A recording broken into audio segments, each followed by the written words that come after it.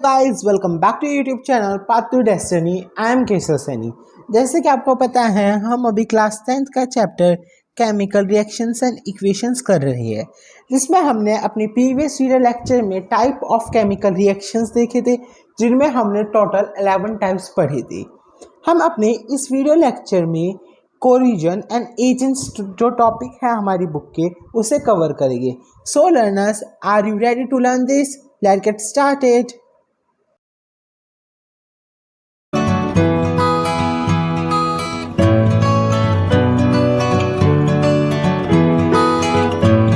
जैसे कि आप लोगों को याद ही होगा, हमने अपने प्रीवियस वीडियो लेक्चर में रिडॉक्स रिएक्शन के बारे में पढ़ा था, जिसमें हमने देखा था कि redox reaction is a combination of oxidation and reduction.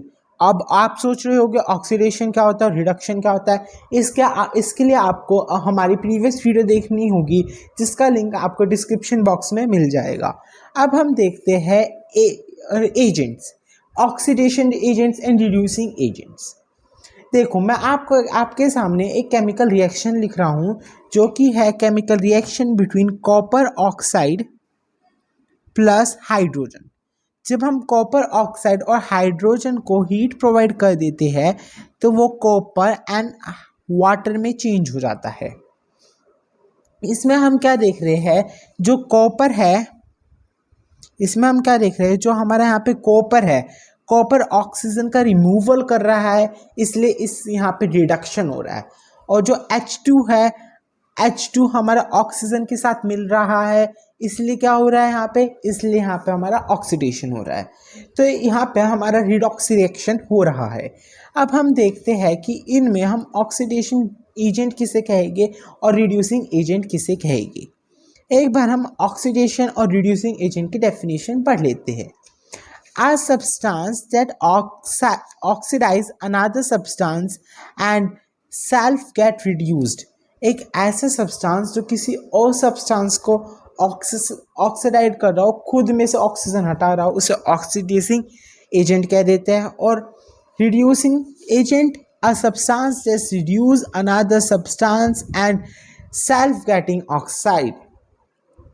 Oxidation agent का अपोजिट क्या है, हमारा रिडक्शन एजेंट है, रिड्यूसिंग एजेंट है। अब हम यहाँ पे क्या देखते हैं कि एक ऐसा सब्सटेंस जो खुद ऑक्सीडाइज हो, पर अपने आप में से ऑक्सीजन हटा के किसी और सब्सटेंस को ऑक्सीडाइज कर रहा है, ऐसा कौन सा सब्सटेंस है। अब हम यहाँ पे क्या देख रहे हैं, जो हमारे पास CuO which is copper oxide, वो अपने आप में से ऑक्सीजन हटा रही है, जिससे कि H2OH ऑक्सीडाइज हो पाए। तो यहाँ पे हमारा ऑक्सीडाइजिंग एजेंट कौन सा हो गया, यहाँ पे हमारा ऑक्सीडाइजिंग एजेंट हो गया कॉपर ऑक्साइड। कॉपर ऑक्साइड कौन सा एजेंट हो गया, ऑक्सीडेटिंग एजेंट हो गया। अब हम यहाँ पे देखते हैं रिड्यूसिंग एजेंट कौन सा है। कौन सा एक ऐसा सब्सटेंस है जो अपने आप को ऑक्सीडाइज कर रहा है। यहाँ पे H2 जो है वो पहले ऑक्सीडाइज नहीं था, पर एंड में ऑक्सीडाइज हो गया, तो ये अपने आप को ऑक्सीडाइज कर रहा है, तो ये हमारा H2 रिड्यूसिंग एजेंट होता है। That's it. ये हमारा MCQ बेस्ड क्वेश्चन में बहुत आते हैं कि tell which substances oxidising agent and reducing agent. ये अब आप लोगों के लिए बहुत सिंपल हो गया होगा। अब हम अपना आज का मेन टॉपिक स्टार्ट करते हैं, विच इज़ कोरिजन।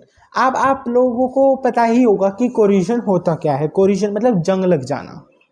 देखो, ऑक्सीडेशन रिएक्शन के डे टू डे लाइफ में बहुत सारे इफेक्ट्स होते हैं, इनमें से ही एक इफेक्ट है कोरिजन और सेकंड इफेक्ट है रेनसिडिटी। रेनसिडिटी के बारे में हम अपनी नेक्स्ट वीडियो में पढ़ेंगे। इस वीडियो में हम कोरिजन पे फोकस करते हैं, ठीक है। तो कोरिजन क्या है? कोरिजन एक ऐसा प्रोसेस है जिसमें मेटल ग्रेजुअली खुद को खा लेते हैं, हम कह सकते हैं, by the action of air, moisture और केमिकल ऑन देयर सरफेसेस। देखो, मैं आपको सिंपली समझा देता हूँ। अगर कोई हमारे पास सरफेस है, हम मान लेते हैं वो सरफेस हमारा आयरन का है।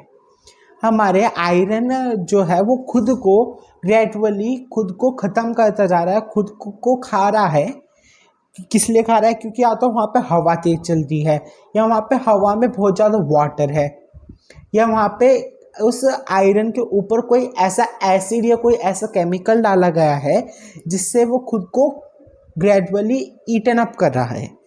ऐसे कंडीशन को हम कोरिजन कह देते हैं। ठीक है, अब हम देखते हैं डेफिनेशन क्या कहती है।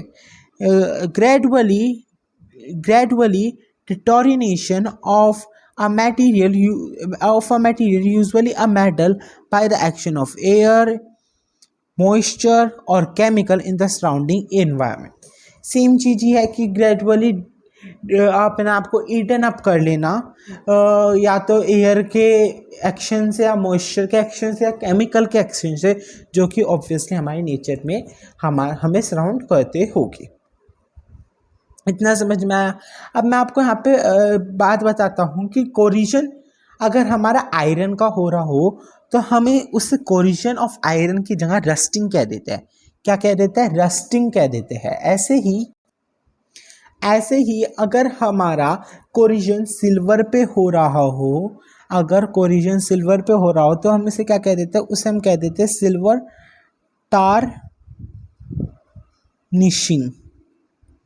tarnishing। Let me write it clearly,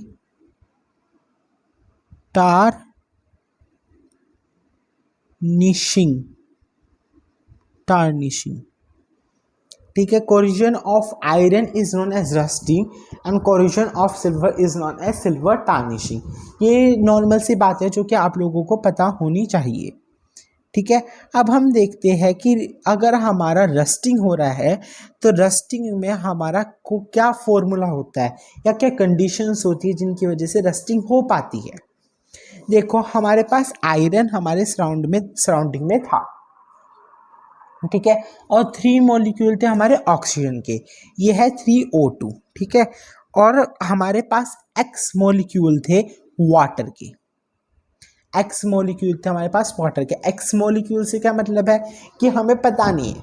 देखो, ह्यूमिडिटी जितनी होती है, जितना मॉइस्चर होता है, जितना एयर का मूवमेंट होता है, उतनी ज़्यादा हमारी ह्यूमिडिटी बन जाती है, इतनी ज़्यादा मॉइस्चर बढ़ जाता है, और उस वजह से हमारे वाटर का जो पार्टिकल्स होते हैं वे बढ़ जाते हैं। जब पार्टिकल्स जो हमारे मॉलिक्यूल्स जो हमारे वाटर का वे बढ़ जाएगी तो हमारा रस्टिंग और फास्ट हो जाता है।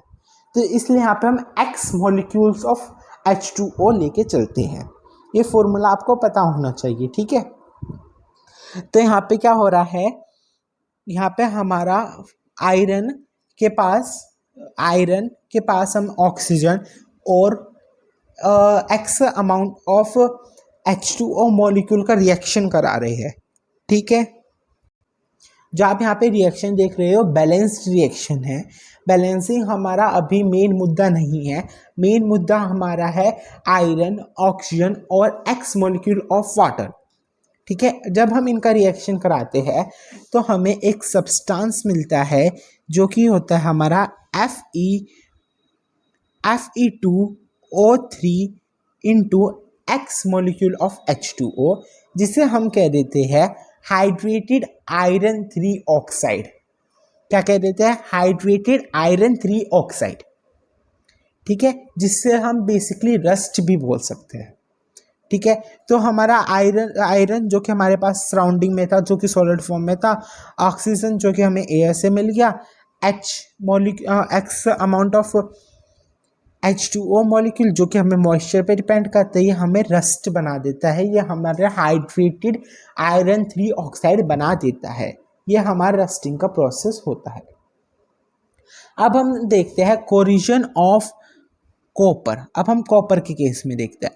कॉपर के केस में भी हमारा सेम ही है, कॉपर वाटर एंड ऑक्सीजन।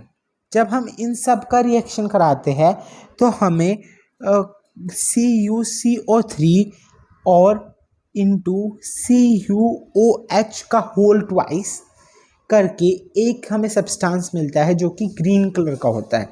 जो हमारा रस्ट होता है वो हमारा ब्राउन कलर का होता है, और जो हमारा बेसिकली कॉपर कार्बोनेट है वो प्रोड्यूस हो जाता है जो कि ग्रीन कलर का होता है। अब हम देखते हैं कोरिजन ऑफ सिल्वर या सिल्वर टार्निशिंग। सिल्वर के केस में क्या होता है, सिल्वर के केस में हम देखते हैं कि सिल्वर प्लस H2S, H2S क्या होता है, हाइड्रोजन सल्फाइड, जो कि हमें एयर से मिलता है। जब हम इन दोनों का रिएक्शन करा देते हैं तो हमें एक सिल्वर सल्फाइड और हाइड्रोजन के मॉलिक्यूल मिलता है, और जो सिल्वर सल्फाइड होता है वो हमारा ब्लैक कलर का होता है। तो ये हमारे डिफरेंट टाइप ऑफ कोरिजन्स थे जो कि हमारे डिफरेंट मेटल्स में होते हैं। अब हम अपनी नेक्स्ट वीडियो में रेंसिडिटी के बारे में पढ़ेंगे, जो कि हमारा another effect of oxidation reaction in every day life होता है। अगर आपको इस वीडियो लेक्चर में कुछ भी डाउट हो तो आप मेरे से कमेंट सेक्शन में पूछ सकते हो। If you like the video, hit the like button, subscribe to my channel, and don't forget to visit our website. Link of the website will be in the description box below. And thank you and have a nice day.